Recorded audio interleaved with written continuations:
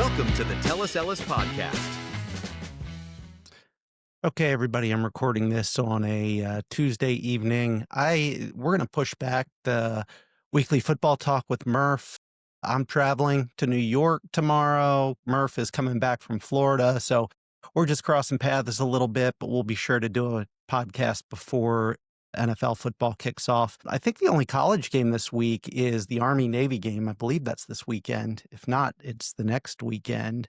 So really, we're talking about NFL football this weekend. So yes, Army-Navy is on Saturday. So NFL football, I guess, gives us time to turn our attention to the NBA a little bit and to college basketball. But don't forget Saturday night's main event, John Cena's last match. So that'll be fun to watch this coming weekend.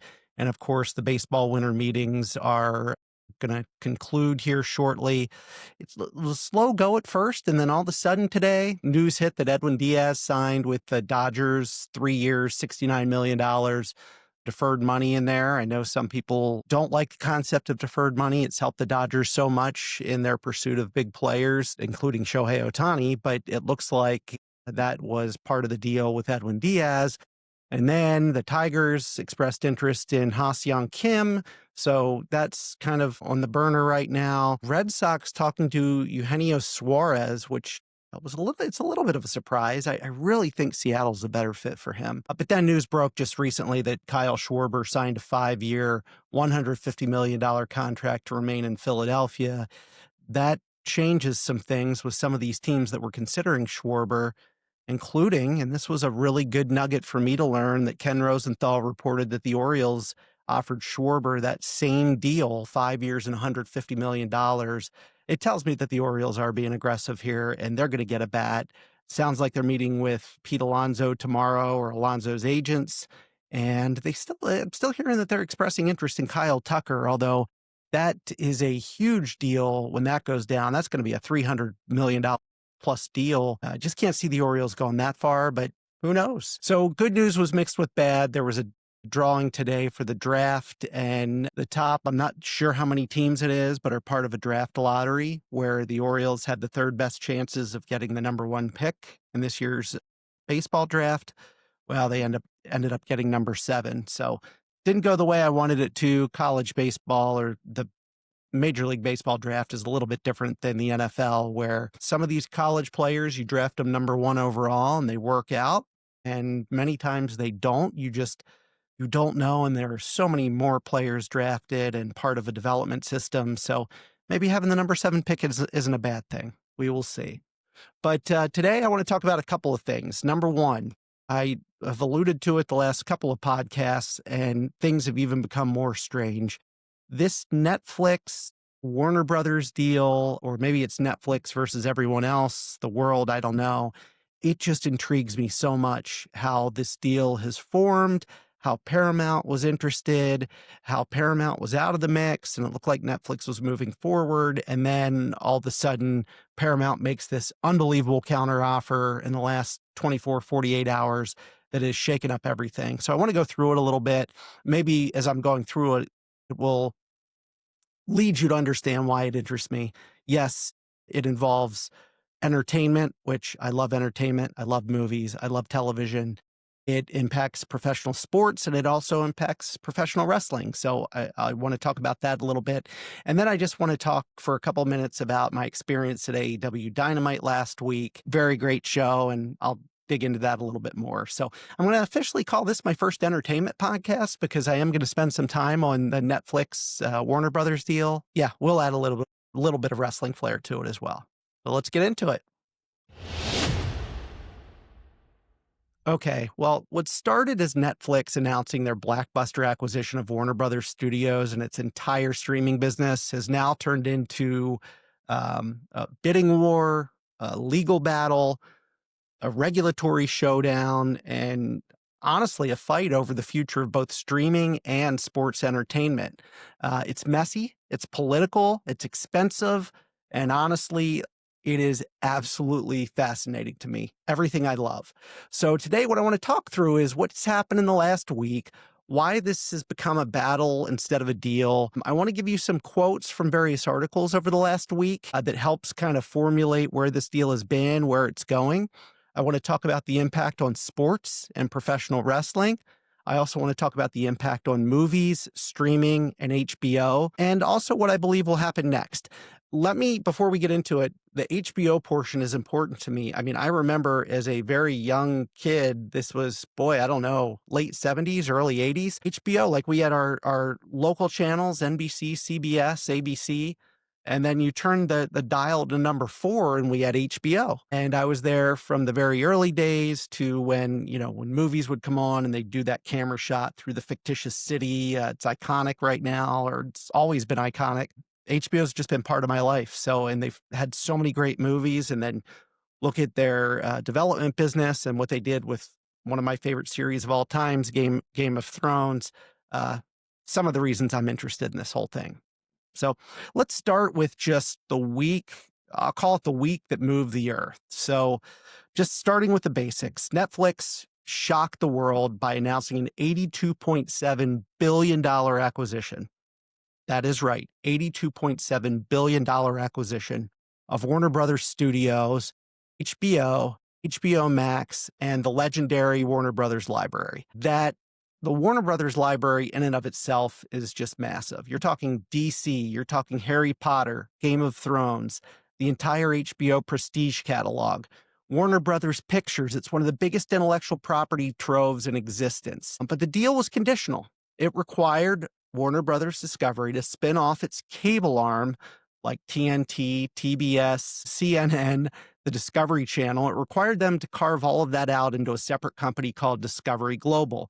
Netflix had no desire to purchase those entities. And then almost immediately the plot twisted. First of all, this was a battle between really Netflix and Paramount. Netflix made their aggressive bid, and it sounded like Warner Brothers was moving in that direction, that it was almost a deal that had a handshake on it. Paramount dropped a bomb by announcing a hostile takeover bid for Warner Brothers, and it was an even bigger one. It was a $108.4 billion all-company acquisition attempt. So when I say all-company, that included the cable network that Netflix doesn't want. Boy, I've got a network, Netflix, there's a lot of words at play here. And then, as if on cue, and maybe it was on cue, who knows, a consumer class action lawsuit hit Netflix, accusing them of trying to eliminate a major competitor and reduce consumer choices. So while all of this is happening, Netflix stock fell.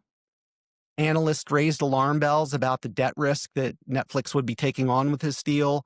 Regulators started hinting at scrutiny. HBO Max employees started getting internal memos, and every entertainment investor on earth started calculating the fallout from this deal. So I did some research. I was just curious, okay, when you talk about regulatory scrutiny, what does that mean? What is the market share for a Netflix versus a Paramount? And I went and looked at subscription video on demand market share. That is the term that is used. I looked at Electro IQ, SciTech Today, MNTN Research, Business of Apps, and Data Access. And what I found is, if I look at all these together, because there's a lot of pieces of data, Netflix has around a 22 to 26% of U.S. premium subscription video on demand market share. 22 to 26%. Paramount Plus has around 9% of that same market. So that suggests that Netflix has roughly a 2.5 to 3 times the market share of Paramount Plus in the U.S. streaming world. So that's a big difference. And no wonder it's coming under regulatory scrutiny. If Netflix already has 22 to 26% and they're going to buy Warner Brothers Discovery, it does feel like they would control a huge share of this market, an even larger share of the market. So it's not just a deal, it's a fight for control of the future in this space, is what it seems like. So again, I've paid attention to this over the last week or so. I think there's a good story to be told by reading some quotes in articles over the last week. So I just want to throw a few quotes at you. The first two come from Reuters today. They released an article titled Next Netflix Faces Consumer Class Action Over $72 billion Warner Brothers Deal. The two quotes were, quote, Netflix's acquisition of Warner Brothers would eliminate a major streaming rival and substantially reduce consumer choice. Another quote was that the deal threatens to concentrate unprecedented control over content libraries critical to viewer access. So you can see Reuters being very critical of what this would do to market share and consumer choices in the U.S. The Guardian yesterday ran an article titled Paramount Launches $108.4 billion Hostile Bid for Warner Brothers Discovery.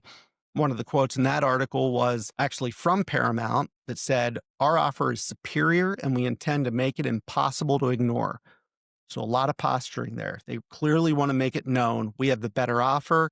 If Warner Brothers Discovery does anything other than accept our better offer, something's going on here. A Variety yesterday ran an article titled Paramount Skydance launches hostile $108.4 billion bid for Warner Brothers Discovery following Netflix news. And the quote there was that this is no longer Netflix's deal to lose. This is now a fight for the future of Warner Brothers. So again, it is a fight. It's not a given that this is going to Netflix. Business Insider yesterday had an article titled Leaked Paramount Memo Reveals What CEO David Ellison Told Staffers. So a little bit of insight into what David Ellison is letting his staffers know. First was a quote that said, HBO Max will stay. That brand is not going away. Kind of made me feel good. HBO, again, legendary to me. And then also that Ellison said, we intend to bring stability to our teams through a phased transition. So if there's a lot of posturing on the Reuters side with their article, this is clearly David Ellison posturizing on the Paramount side, easing his staff, maybe leaking that to the public so that it is clear that they're going to take a very careful approach with any acquisition integration. Going back to that Reuters article from December 9th that I had mentioned earlier, there was another quote in there that said investors sent Netflix shares down more than 4% as fears rose that a bidding war may push acquisition costs even higher. So when you make a deal like this, it's not just the money you're paying to acquire that company. The amount of acquisition costs in just coming together, hard costs of coming together, is extraordinary, but also costs related to the time of the integrators, those that are working to make this work or to come together. I know from firsthand experience how hard that is and how much of a toll that puts on people. So there is real soft costs there too in the form of people's time and efforts in making this work as they come together. Le Monde today had an article titled Warner Takeover, Paramount's counterattack unfolds under Trump's shadow. I do want to talk about Trump a little bit with this. The quote in that article was that this bid would reshape not only Hollywood's studio system, but the entire global media landscape. And then finally, Bloomberg, back on December 5th, had an article titled Netflix Warner Brothers Deal Sets Up $72 billion Antitrust Test. The quote there was that regulators are preparing for one of the most complex antitrust reviews in recent media history. So, that one article mentioned Trump, and there is a political side to this. There's no doubt about it. Any deal this big is going to have a political side, whether that's regulatory or self-interest, whatever it might be. So I looked into that a little bit. According to a recent report, this was from Democracy Now!, the hostile bid from Paramount Skydance has backing from some of Trump's associates, including Jared Kushner, Trump's son-in-law, via his investment firm. So again, maybe some behind-the-scenes Trump allegiances to Paramount. Another source from The Wrap said that Trump administration has signaled support for Paramount Skydance's takeover of Warner Brothers Discovery, implying that among the suitor pool, Paramount may be seen as more favorable. Now, Business Insider said some analysts argue the political alignment and prior relationships, both family and business ties, give Paramount a strategic advantage if regulatory or political influence becomes a deciding factor, which, again, it likely will. Another article from Fast Company said that a bid against Netflix, part of Paramount's pitch includes its control over news and cable network assets, which, of course, we talked about. Netflix wants to exclude that. That could appeal to certain political stakeholders who care about media ownership rights, or a media ownership structure, I should say, and content control. So think about that. Think about the political landscape and control that could be exerted if politicians back one deal over another, and what might be in it for them. Finally, Business Insider also said that the Ellis and Skydance Paramount leadership reportedly has closer personal and business relationships with Trump or his inner circle than Netflix does. That naturally raises the prospect of preferential treatment, or at least a smoother federal approval path. So really interesting. Again, the business side of it, the political side of it. And then we're just here as people that love sports and entertainment. And we sit back and just watch this train wreck, knowing that the train wreck might have both positive and negative consequences to us as consumers. So one of the reasons this is so important to me is the impact on sports and pro wrestling. So I want to talk about that a little bit. First, if you're a wrestling fan, WWE moved their flagship show, Raw, to Netflix at the beginning of this year. And that already has a massive shift. I mean, that alone has expanded WWE's global reach with Netflix in many countries across the world. It opened up new revenue models, and it also started to signal Netflix's move into sports adjacent live content. So if Netflix gains Warner Brothers Studios and HBO, they will get the production power, they will get the marketing machines, and they'll get the global infrastructure to turn WWE potentially into a crossover phenomenon. Think HBO-style documentaries, think Netflix-style behind-the-scenes series, think cinematic matches, think global expansion beyond what Peacock could ever do. So feels like it would be a good thing for WWE potentially, and the consumer if you are a WWE fan. On the other hand, a Netflix acquisition of Warner Brothers Discovery could cause trouble for AEW. And why is that? Well, right now, AEW lives on Warner Brothers networks like TNT and TBS. If those networks spin off into a separate company called Discovery Global, that company will undoubtedly have a lot less capital and a lot less strategic value. So could AEW lose its home? At the moment Netflix buys the studios but not the sports networks, AEW could enter kind of a limbo mode there, and that could accelerate a move to another platform, maybe Amazon, maybe it's ESPN Plus, or some type of major restructure. So big impact on the professional wrestling world. Turning to more globally to sports rights and the sports rights strategy, that becomes kind of a chess match then. Netflix still doesn't have any major sports rights. The acquisition doesn't change that directly, but it does give Netflix capital, studios, production pipelines, global distribution, a lot more leverage. They could theoretically go after, maybe it's a PFL, Professional Fighters League. That's not the UFC, by the way. The UFC moved to Paramount, or is moving to Paramount effective January 1st, with their first fight streaming sometime in January. But they could go after the more of the second-rate league, which is a Professional Fighters League, for example. They could score some college sports second-tier rights, the National Women's Soccer League, international soccer packages, boxing hybrids, maybe even WWE premium live events that right now, effective in the last few months, are on ESPN or ESPN Select. So, what I think what is important to remember in this whole discussion about wrestling and sports is that Netflix doesn't just want all sports. They want high entertainment per dollar.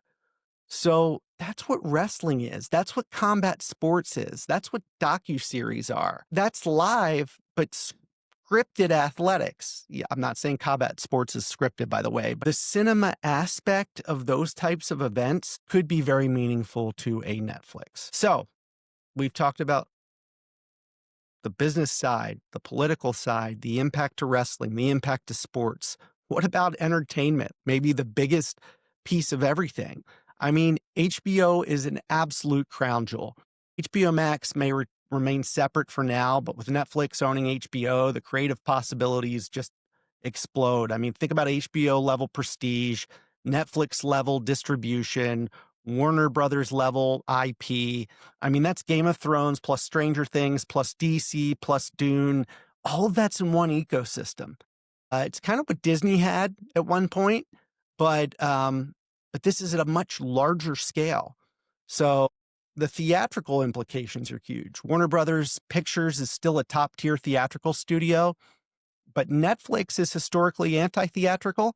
So, you know, is that good? Is that bad? How do they reconcile that? Well, some possibilities could be a 45-day theatrical window that goes right globally to Netflix after that 45-day theatrical window. It could be eventizing blockbuster films. Think how they could do that. Set that up in a theatrical to Netflix way. A bigger budget tent poles backed by Netflix data. Reviving DC with more fan-connected strategy. I mean, the options are endless, and this is where it kind of excites me and gets my brain flowing around some of the positives that could happen if this happened with Netflix. But the creative community anxiety is real as well. Writers, directors, actors, and producers are undoubtedly nervous. What's going to happen if we consolidate? Is there going to be layoffs? Is there going to be fewer buyers? Is it going to be more corporate control? So there ultimately probably will be a union reaction to all of this. So that's something to keep your eyes on. And then, the pricing impact. The pricing impact is inevitable. I mean, the cost, I already talked about the cost of doing a deal like this, hard costs, soft costs, the debt on the books. There is no doubt that, let's say Netflix does this deal, Netflix prices will rise. HBO Max prices might rise. Bundle models might emerge. It's so funny. The more we move away from cable to streaming, the more streaming feels like cable again. So it just fascinates me where this is going, and where this will be in not even 5 years, like a year, 3 years. So what happens next? I think, I have 5 ideas, 5 things that I think could happen next. Number 1, the big question is, does Netflix raise the bid? If they don't, Warner Brothers Discovery Board may flip to Paramount. I think it's almost inevitable, especially with some of the political headwinds at play there. And if they don't move to Paramount, and if Netflix does raise their bid, boy, the debt balloon just gets bigger and bigger. So that's the first thing. Let's see what Netflix does in response. Number 2, does the FTC open a formal investigation? I think it's inevitable. And if that happens, it will slow everything to a crawl. I think a formal investigation is more likely if Netflix intends to be the buyer here and there is a handshake deal. If it's Paramount, I think that risk is less. Does Paramount do anything to pad their offer? Do they add cash to the offer? Because cash is king. Cash could swing the board and a decision could be reached pretty quickly. And number 4, does Discovery Global spin off on schedule? Remember, if Warner Brothers doesn't take that Discovery Global model and spin it off with the TBS, the TNT, some of those cable channels, I don't think Netflix will have any desire to do the deal. They clearly don't want to be in that space. So that's the 4th thing to look for. Number 5, and the final thing, I mentioned it before, does talent revolt? Do the unions get involved? Is there public pressure that can influence regulators? You're already kind of seeing some of that happen. So, my final thoughts, yes, it's a merger story, but no, it's even more than that. It's a battle for cultural power across movies, television, sports, wrestling. Netflix sees Time Warner as the missing piece in building a global entertainment empire. Paramount sees Time Warner as the lifeline it needs to compete. Regulators see it as a test case. Fans see it as a massive shakeup. And again, the next 12 to 18 months are going to reshape everything we watch. So hopefully that's informative to you. Hopefully that gives you some good information on where we stand with things. I'm going to keep you absolutely updated along the way because, again, I find it fascinating and it impacts everything I love.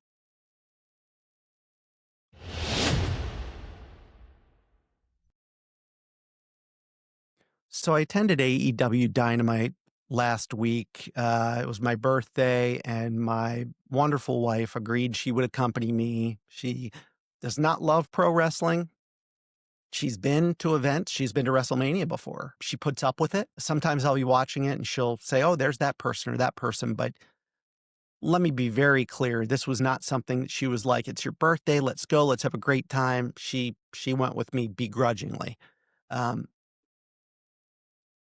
I have been to the highest level of professional wrestling. I've been lucky enough to attend some of the biggest wrestling shows in history. WrestleMania that filled NRG Stadium in Houston, I was there.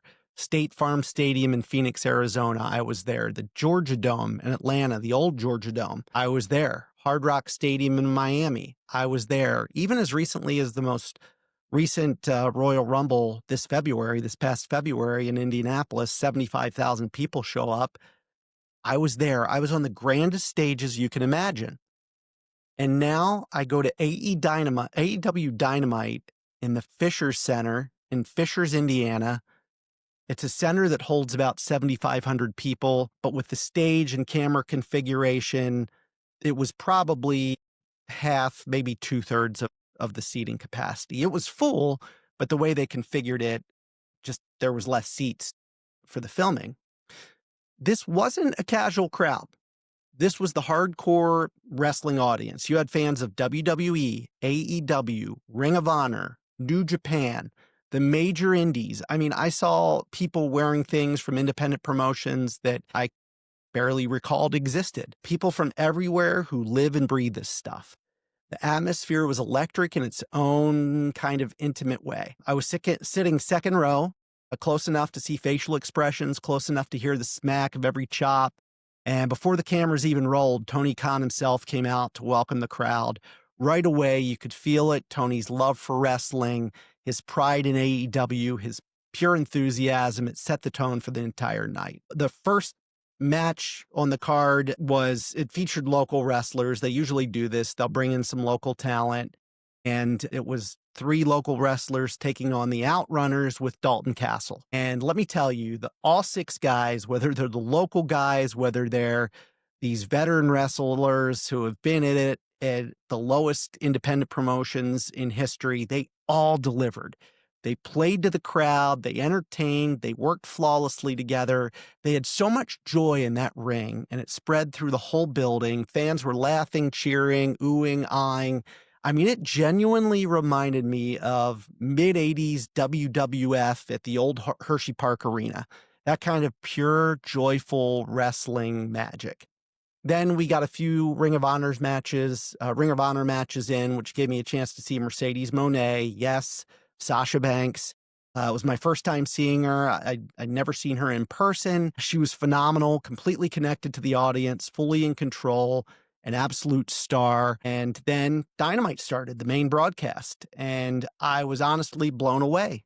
The interviews were flawless. Samoa Joe, just so good on the microphone. They instantly had the crowd just drawn in. He delivered an absolute masterclass in cutting an in-ring promo. He mocked the indie Hicks from his private jet. It was so perfectly executed. Half the crowd laughed and the other half booed, and Joe fed off of every bit. And that's exactly what you want to do as a wrestler. Getting a huge pop or a huge boo is awesome. What you don't want in any situation is just pure quietness. So great job by Samoa Joe. The wrestling itself, it was incredible. And I know athletes, and yes, wrestlers are athletes. If you don't think they are, I will talk to you for 2 minutes and convince you of it, because that's all it will take. They've evolved over the years, but watching this talent up close, seeing what they can do physically, it's simply remarkable. Not only do they deliver moves, they sell them. They tell stories with every landing, every grimace, every beat of silence. I always felt that watching AEW on TV was a masterclass in technical wrestling, but after seeing it live, I can say it without a doubt. AEW has the best professional wrestling in the world. Period. End of story. Pac versus Okada was unreal. Move after move, counter after counter. The crowd ate up every second. I loved it. I didn't want that match to end, and I'm not a huge Pac fan, and Okada's okay, but I love Pac now just because I saw him in the ring and how he operated. Mox versus Claudio was the main event. I mean, holy shit, what a wrestling moment. That's the kind of match you feel in your chest. I'll be honest, I thought Kyle Fletcher versus Kevin Knight might be a throwaway match, but no, Kevin Knight may have been the most impressive wrestler of the entire night.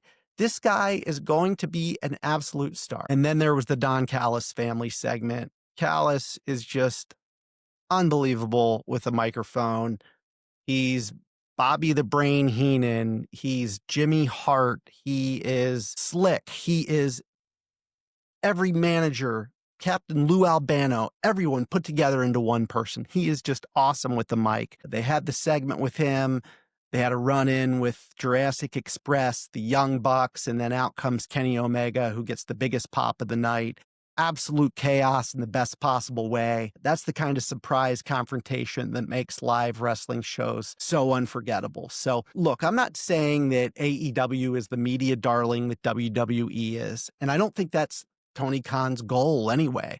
I think Tony wants great wrestlers putting on great matches, telling compelling stories, and giving fans a product that feels alive. And last Wednesday, he delivered and the wrestlers delivered an 11 out of 10.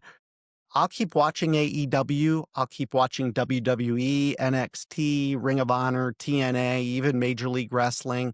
I love it all. It's in my blood. But, to Tony Khan, like, here's a toast to you, man. I mean, you just so well done. So very, very well done. Congratulations on your success, and I hope it only continues. I will be at the next show that comes locally and may even go to one of these pay-per-view events, or if it turns into a premium live event, who knows? I may end up traveling for it because you just do a phenomenal job and put on a phenomenal show. Okay, that's it for this podcast. Again, appreciate everybody chiming in. I've seen a lot of interest in doing a lot of different things on the entertainment side, on the pop culture side, on the sports side. So keep the ideas coming. We'll bring them to fruition. That's the goal of this whole podcast. It's not just me talking always. I enjoy doing it, and I'll keep doing it because I love talking about this stuff. But it's also about getting my friends involved with it, my family involved with it, and even fans of the stuff I'm talking about involved. So make sure that if you are interested, that you let me know. You can send me messages on X or on Instagram at TellUsEllisHQ. You can email me at jamie@tellusellis.com.